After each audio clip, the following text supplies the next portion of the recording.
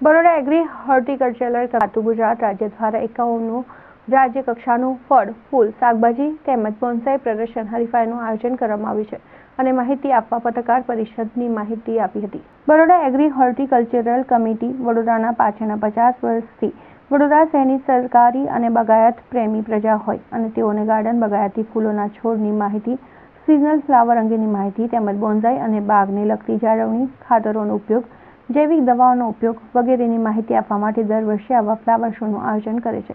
સદર ફ્લાવર શોમાં વડોદરાની પ્રજા ઉત્સાહપૂર્વક ભાગ લઈ મુલાકાત લે છે. અંદાજે 2.5 થી 3 લાખ પ્રજાનો લાભ લે છે તેમજ પોતાના બાગના ઉપયોગી સાધનો, ખાતર, દવાઓ તેમજ વિવિધ ફૂલ છોડની ખરીદી કરે છે. પોતાના ઘરની સુંદરતા તથા પર્યાવરણને વધુ સારું બનાવે છે. આ પ્રદર્શનમાં નર્સરીના લગભગ 30 સ્ટોલ, બાગને લગતી વસ્તુઓના અંદાજે 40 સ્ટોલ તેમજ બાળકો માટે અને આનંદ મેળા માટે વિવિધ ફૂડ સ્ટોલ 20 થી 30નું આયોજન કરેલું છે. આ પ્રદર્શનથી પ્રજાજનોને પ્રોત્સાહિત કરવા માટે હરીફાઈ દ્વારા ઇનામ વિતરણ કરવામાં આવશે. સદર કમિટી સ્વૈચ્છિક આ કાર્ય કરે છે, જેમાં પ્રજાજનોનો સારો સહકાર મળી રહે છે.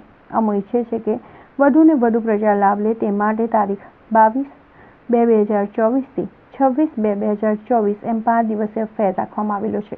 આ ફ્લાવર શોનું ઉદ્ઘાટન તારીખ 24મી શનિવારને સવારે 11 કલાકે રાખેલું છે, જ્યારે હરીફાઈના વિજેતાના નામના વિતરણનો કાર્યક્રમ તારીખ 24ના રોજ સાંજે 6 વાગે રાખવામાં આવેલો છે, જેથી વડોદરા શહેરના પ્રજાજનો તેમજ આજુબાજુના ગામડાઓ પણ આ પ્રદર્શનનો લાભ સર્વજનો લે તેવી અમારી વિનંતી છે.